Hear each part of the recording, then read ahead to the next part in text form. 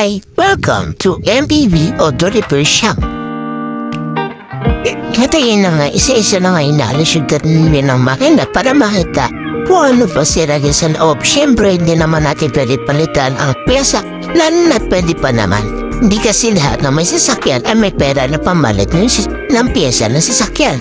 O, patayin na nga, dupot ng dupot ang asawa ko. Hoy, mahal, ano na naman dinudupot mo?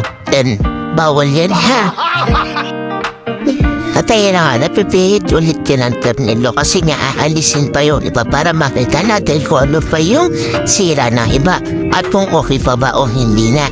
Kung dapat na mapalitan, ayun na nga, hinimas-himas pa na yan. O diba, o yan, sabay salpak.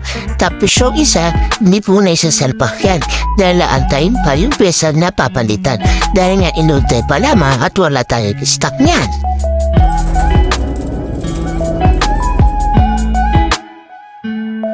Di ba makikita nga yung isa malog at yung isa hindi. Pero ang problema no isa. Kaya makikita natin dyan na magkaiba talaga sila o isa hindi, isa umalog. O yan, inikot-ikot pa nga. Ay, baka mahilo naman ang makina natin ha.